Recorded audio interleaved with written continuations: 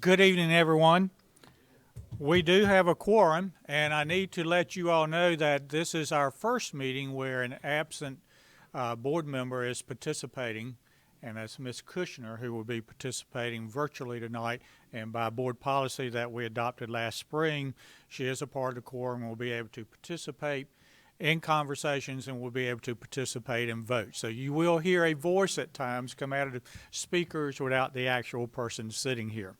With that being said, may we all rise and recite the Pledge of Allegiance. I pledge allegiance to the flag of the United States of America and to the republic for which it stands, one nation, under God, indivisible, with liberty and justice for all.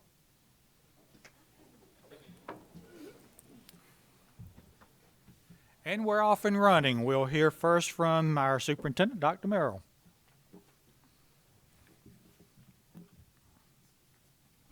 Thank you, Mr. Chair, members of the board, public. The Wake County Public School System is looking for a few good men and women to take on the important and rewarding task of driving our school buses. Transportation staff estimates we need to hire about 50 new bus drivers prior to the start of the traditional calendar school year on August 29th. We're opening 5 new schools this year, and drivers are needed to serve these new routes. Seeking employees who prioritize safety and enjoy working with students. Bus drivers receive competitive pay and benefits, including paid vacations. So applicants should visit wcpss.net/careers. Well, it's the middle of July, but the 2016-17 school year is well underway here in Wake County. Last week, the school year officially began for more than 40,000 students who attend class at 48 year-round schools.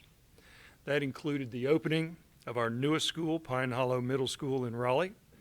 4 additional new schools will open in August, but Pine Hollow got the spotlight to itself when staff arrived bright and early to greet families the morning of July 11th. Like all of our new schools, Pine Hollow is an impressive place to learn and teach. The Media Center, which is the first area you see when you walk in the front door, is located at the heart of the school. The new 149,505 square foot building provides 59 teaching spaces in a 3-story classroom building. The school can serve 1,280 students when all 4 tracks are at full capacity. And of course, it has an auditorium and gym, outdoor athletic facilities, as well as kitchen and dining facilities. Andrew Livengood is the principal of the new school, and if you want to see it in action, the morning bell begins the day at 8:15. And I visited today, and it is truly an outstanding facility. Best wishes for an outstanding first year to Pine Hollow Middle School and all students who've already started the 2016-17 school year. Thank you. Thank you, Dr. Merrill.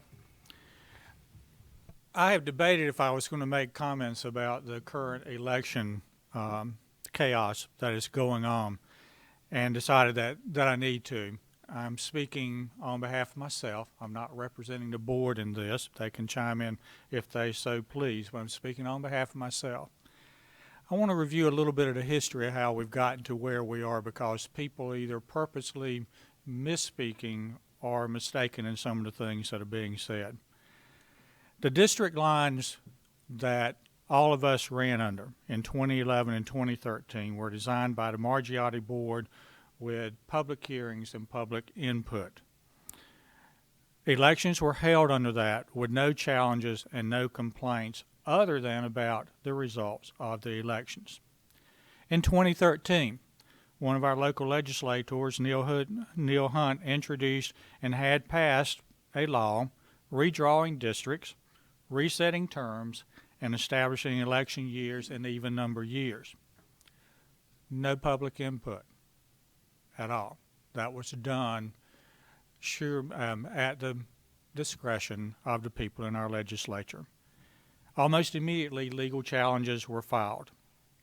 The first elections under that law have been scheduled for November of this year, with all 9 board members up for re-election. I'm not commenting on the county commissioners, although they are a part of a law that was passed a year or 2 later that put them into the same situation.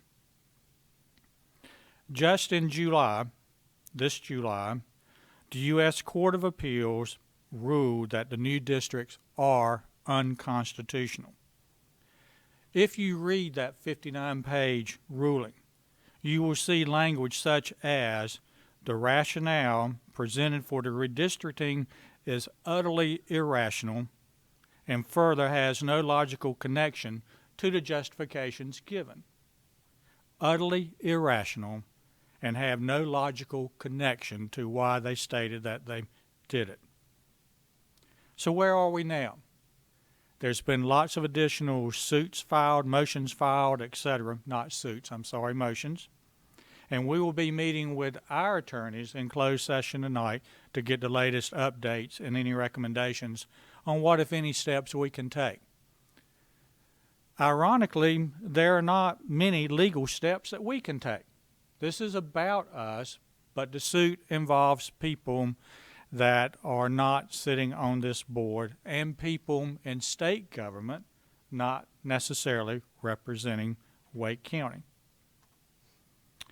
We're at utter confusion for candidates and for the voters of Wake County with elections drawing close.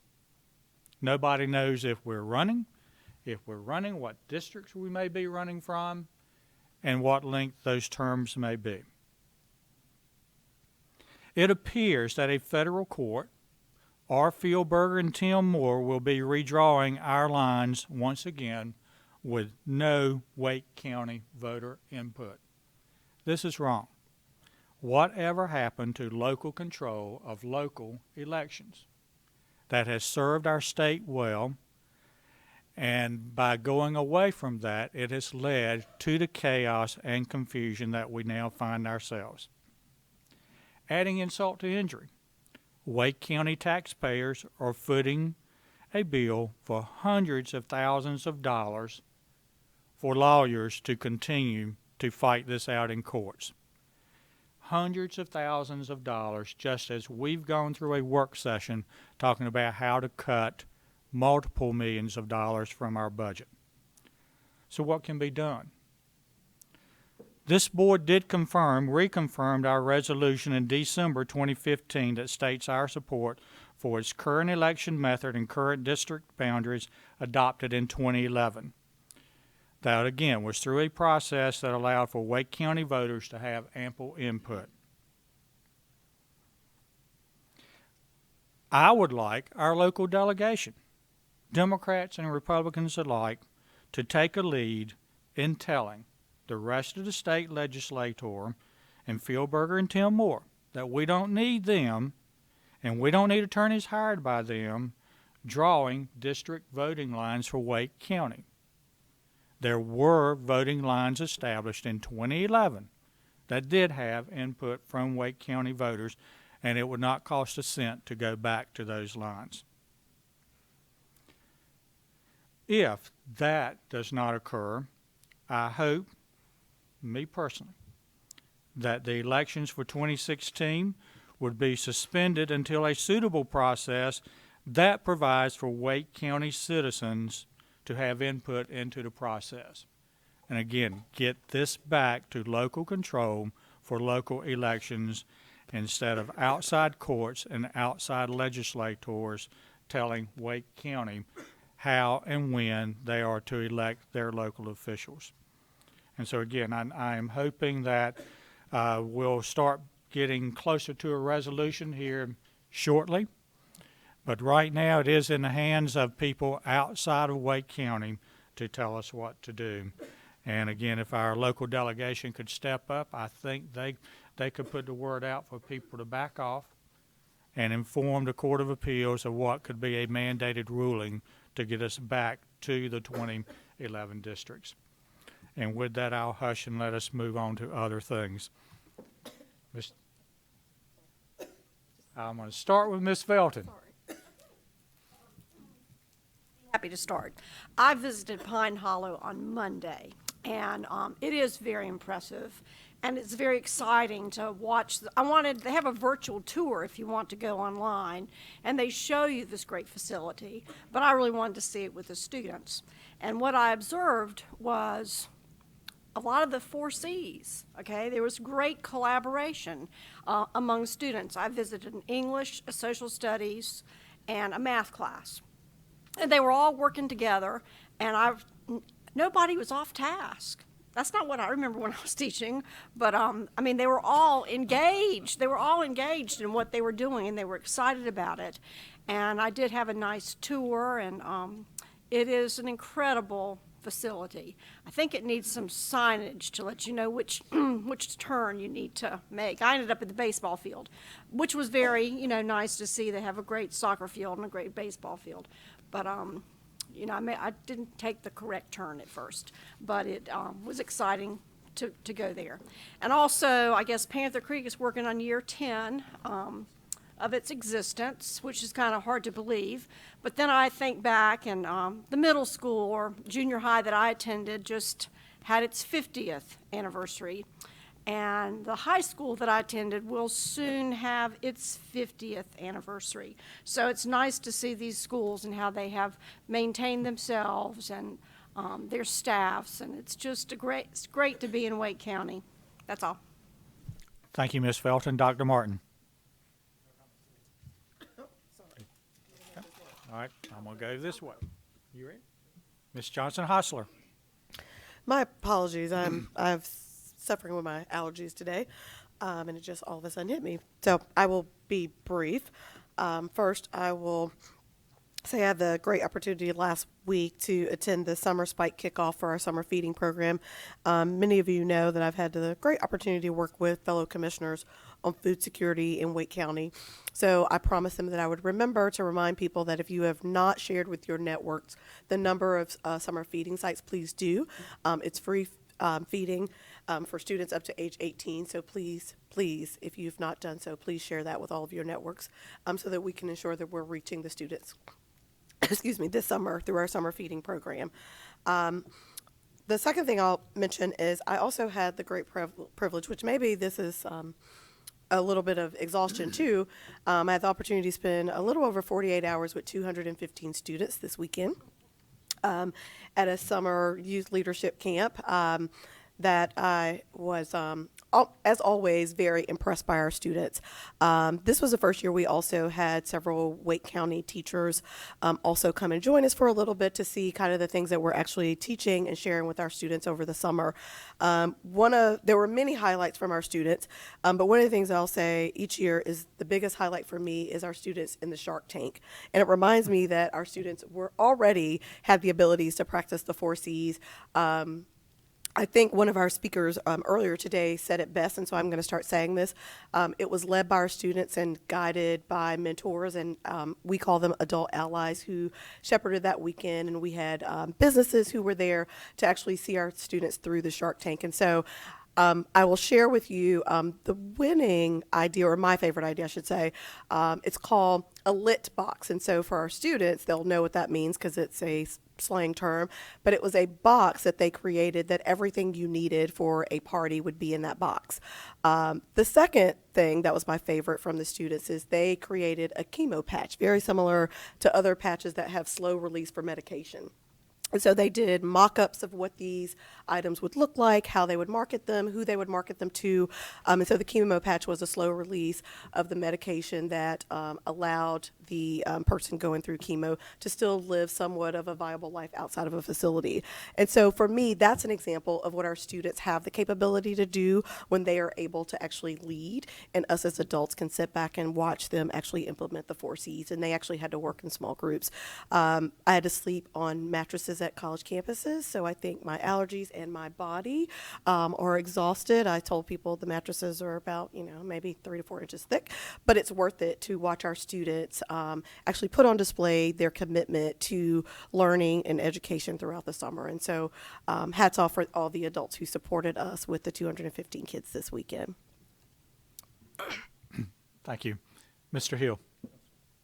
Ms. Evans. Mr. Fletcher. Just a couple of things. I had the pleasure of attending the ongoing work session of the East Wake area work group that was facilitated earlier this month, in term, I got maybe the end of last month, but the point is that the community leaders, community volunteers, local groups, and school people working together to look at near-term strategies that can be implemented to support the East Wake schools and to build community support and a better understanding of the excellence that's going on in our schools in Eastern Wake County in an effort to do that. So it was an interesting meeting, and I appreciate the opportunity to have participated. I also want to thank Mayor John Byrne in Fuquay for invitation to the town's celebration of National Ice Cream Day yesterday, or Sunday. And he was there dishing out chocolate just as fast as he could go, trying to stay ahead of the heat. And appreciate that. I think his whole council was there, along with the town manager, and also Commissioner Matt Calabria. We were there, and I think Matt and I both got the cookies and cream. So good time was had by all. There were probably 1,000 or more Fuquay folks there who'd come by to get some ice cream and to celebrate the day. And just appreciate the town people reaching out and inviting us to participate. Okay. And you're getting ready to be a part of history. Ms. Kushner will be making comments. Just want to thank you for allowing me to participate, and was able to hear most of the work session. Look forward to the rest of the meeting. Thank you. Thank you. And now history has been done. With that, do I have a motion to approve tonight's meeting agenda? Is there a second? All in favor say aye. Aye. Any opposed? The motion passes. It's now time for public comment. Citizens who sign up to address the board during public comment will be called on in priority order, first for items on the agenda and then for items not on the agenda. Each individual speaker will be allowed 3 minutes for remarks. Specific personnel or student matters are not appropriate for this public comment setting, but may be addressed through applicable Wake County Public School System personnel, the grievance policy, or other applicable policies. And then at this time, our first person up, and again, I always apologize for any mispronunciation of names. Marcy Gilreath.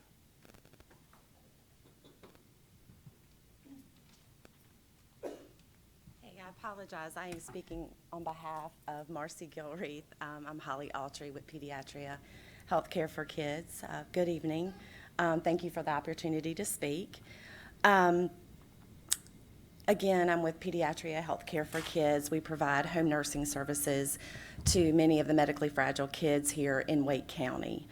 Some of these kids also attend school and are part of the Exceptional Children's Program. We are here today to ask for case-specific contracts for those medically fragile kids that are currently receiving home care services through alternate providers who are not contracted currently with the school system. We understand that the school system is using 2 finite agencies for nursing in the school. But today we're here to speak on behalf of some of the families who have concerns about using or being limited to using only 2 of these agencies. Families want the opportunity to be able to choose their individual nursing provider, especially if they currently receive nursing in the home through another agency that, again, does not hold a current contract. This goes to their continuity of care for the child. The same nurse that helps this child get ready in the morning should also be able to have the opportunity to be that same nurse at school who works with the child during the day. In addition, families are also, often forced to work with agencies in the school that they have opted not to use for their home care services. This sometimes leads families to keep their child homebound or homeschooled because they refuse to use one or both of the 2 agencies that are currently contracted with the school system. The entire goal of CAPC and private duty nursing services, which is what home care services provides to these individuals, is to allow these kids the opportunity to integrate and socialize in the school and their communities. I think I speak for the parents in that they would just like the opportunity to choose who their nursing provider is. Today, we would ask that you would consider case-specific contracts with other nursing agencies, not just the 2 that currently hold contracts, especially for those providers that are already serving these children in the home care setting. Thank you. And I just would like to thank you for not revealing any confidential student no, information. no, I know, I just wanted to absolutely, yeah. wanted to thank you for that. No, absolutely. Thank you. And one other question, and I'm sorry, I missed your name at the very It's beginning. Holly Altry. Okay, thank you. Thank you. Serena Johnson.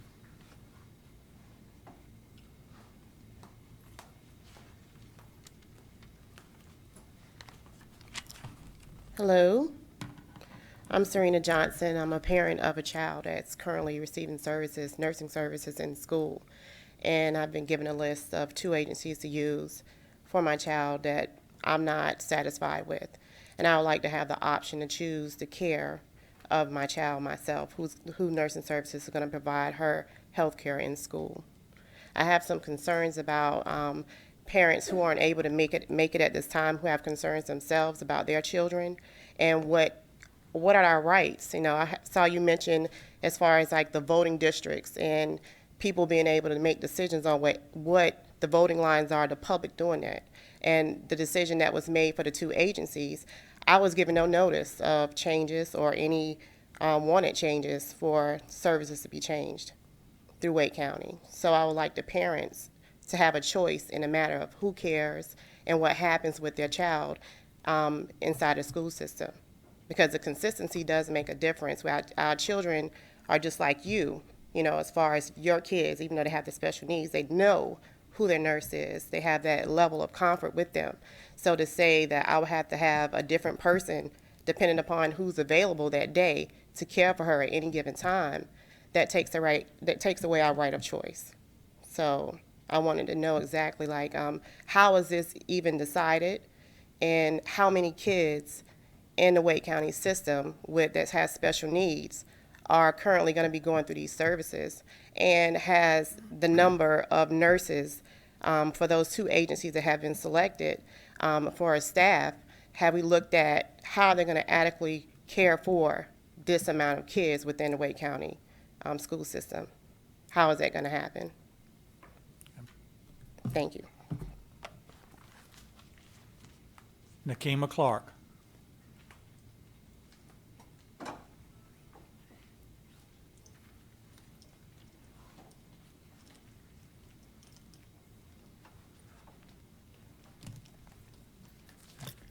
Good afternoon. My name is Nakima Clark. This is my husband, Brian. This is my daughter, Morgan. Morgan is an 8-year-old child with cerebral palsy who has a tracheotomy and a feeding tube. She is also nonverbal and non-mobile.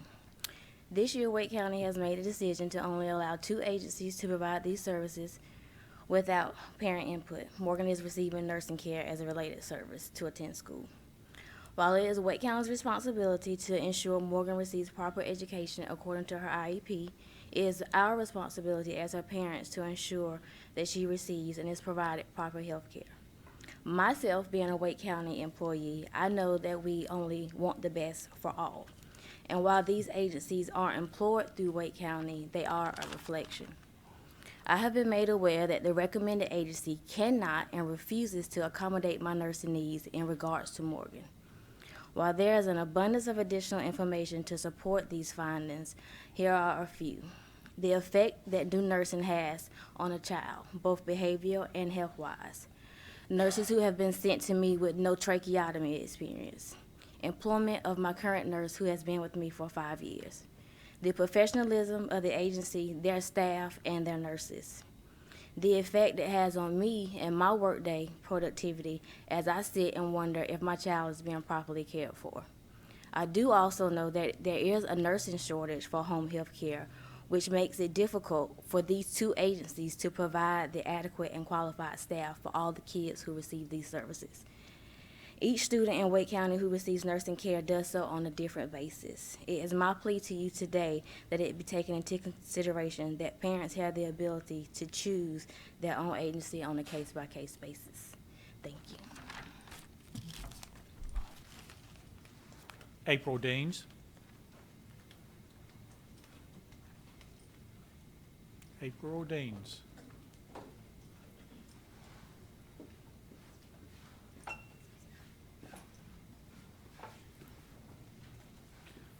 Good evening.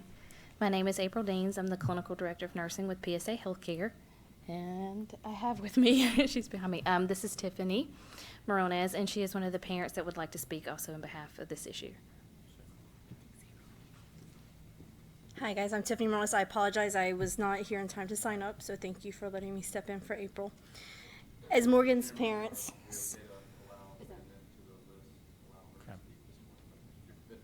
thank you. As Morgan's parents so eloquently put, it is hard to find nursing care for our students. Like Morgan, my child is also nonverbal. Finding a comfort level as a parent is important, and having a nurse who can read your child is also important. One of the agencies that is at our disposal currently only has 30 cases. 30 cases. They do not have the ability to staff. My child will not attend school unless I have someone that is comfortable with him. And I'm sure anybody in here who's a parent feels the exact same way. You have to be comfortable. I'm new to this world of special needs. My son has only been special needs for 2.5 years due to a brain injury.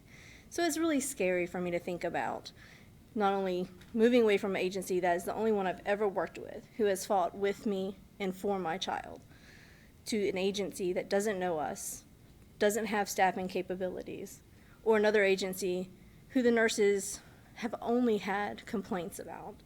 And an unhappy nurse is an untaken care of child, ultimately, because it affects their work life no matter how much they care. So I implore you guys to please consider allowing a case-by-case basis. Thank you. Mary Rollins Hughes.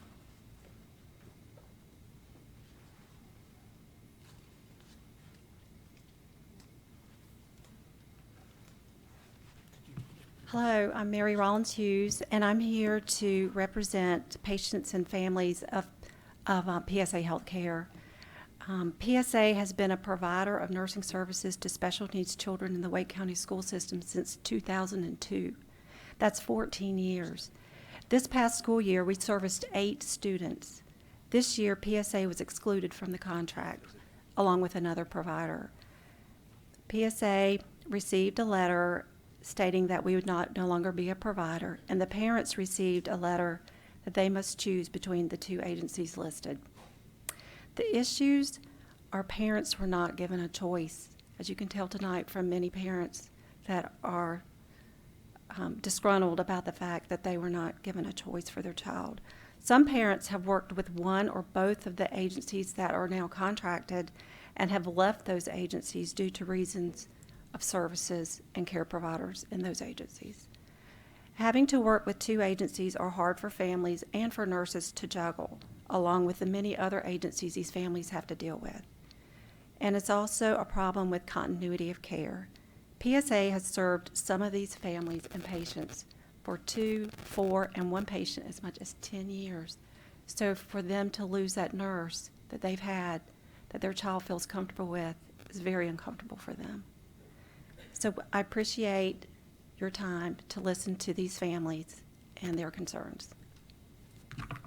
Thank you. That concludes our public comment section for tonight. At this time, you have had a chance to review the consent items. Is there a motion to approve the consent items? So move. Is there a second? Second. All in favor say aye. Aye. Any opposed? Aye. We have to Excuse wait me. for the transatlantic delay. Was that an aye, Ms. Kushner? Sorry. Yes, sir. Thank you. Okay, thank you. The motion passes. There are only 2 action items tonight, academic advancement and academic advancement presented by Ms. Moore will be the first. Good evening, Chair Benton, Superintendent Merrill, and board members. I'm bringing this evening, as a result of a conversation we had in Student Achievement Committee last week, a recommendation to a slight change in the 16-17 academic calendars for all of our schools, and all of them are attached. The calendar change that we are requesting is that for November 8th, which is a national presidential election year date, that we implement a 2-hour delay in all of our schools, as upwards of 50, almost 60 of our schools do serve as polling sites, and that provides additional time for the community to access the site and for us to still maintain an instructional day a little bit later when the larger crowds have dispersed. Board approval? Any questions? Happy to answer any questions. Questions? I move approval. And I'd like to ask a question. Okay, Mr. Fletcher? Was the idea, the possibility of not having school on this day considered when the calendars were constructed? And if so, why would it not have been included at that time?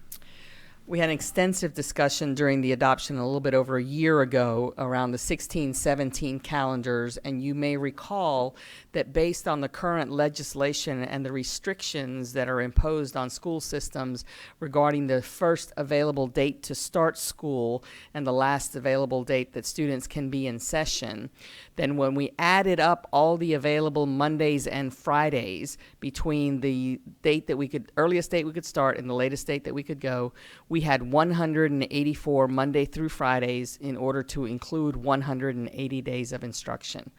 We were severely hampered with the manner in which we implemented any work days or breaks during the school year that were not required, and felt that because of those difficulties, we could not give up an entire day in the middle of the school year for this.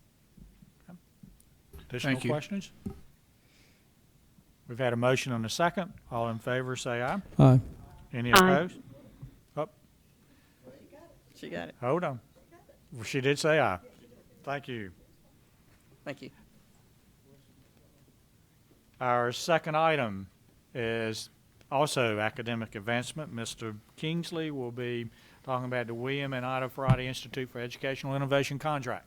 Good evening, Board Chair Benton, Vice Chair Johnson Hostler, fellow board members, and Superintendent Merrill. As a proud member of our learning organization, I'm very excited to be before you this evening requesting your permission to formalize our proposed partnership with the William and Ida Friday Institute for Educational Innovation in order to assist our learning and teaching objective with co-designing and planning the K-12 vertical alignment of professional learning within our school system, as well as curating other professional learning resources that support learning and teaching, and in some cases co-facilitating professional learning with specific stakeholders.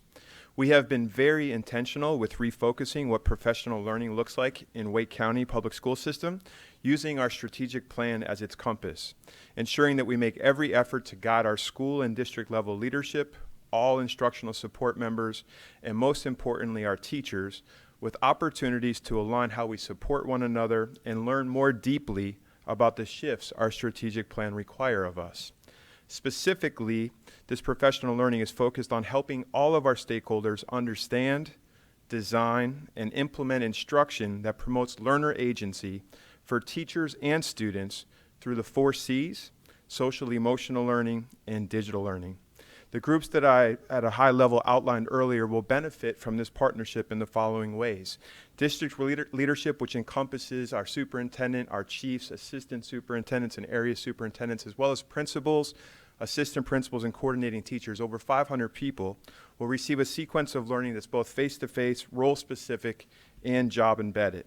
They will receive leadership training to support their role as facilitators as well of learning in multiple departments within our school system. They will have continued access to all of this content and professional learning through online modules within our school learning management system, which is Canvas. The instructional support staff members, which can reference anybody from our APIs, IRTs, tech facilitators, school counselors, psychologists, over 1,500 people will receive a sequence of learning through the course of the year that is aligned to district and school leadership, that is also face-to-face, role-specific, and job-embedded. They will have multiple opportunities for coaching from district leadership members and consistent opportunities to collaborate as school leadership teams to help make this work more visible in our schools. Our teachers as well, thousands of them, will have opportunities throughout the course of the next 3 years of this plan to have opportunities for micro-credentialing that will allow them to choose and demonstrate their learning and application of that learning, of the learning in the areas of the strategic plan that I focused on earlier. They will have access to modules, digital content, and collaboration within Canvas to be used either independently, if they so choose, or through their PLTs within their school-driven PLTs. They will also have a new iteration of our curriculum that will be informed by these shifts that provides greater choice and voice for both our teachers and students. I'm very excited about this opportunity. At this time, if you have any questions or comments, I'd be happy to help answer anything that you may want greater clarification on. Thank you. Do I have a motion? I move approval. Second. Okay, questions and comments? Anybody? All those in favor? All those in favor say aye. Aye. Aye. Any opposed? Motion passes. Thank you very much. Thank you. That concludes our action items for tonight and our consent. Is there a motion to go into closed session? Mr. Chairman, I'd like to make a motion to go into closed session to consider confidential personnel information protected under GS 143, 31811A, 1A3, and A6, 115C, 319. Also, to consult with an attorney employed or retained by the board in order to preserve the attorney-client privilege as provided in GS 143, 31811A3. And finally, to consider confidential student information protected under GS 115C 402 in the Family Educational and Privacy Rights Act 20 USC 1232G. Second. Any questions? All in favor say aye. Aye. Aye. Any opposed? We're now in a closed session.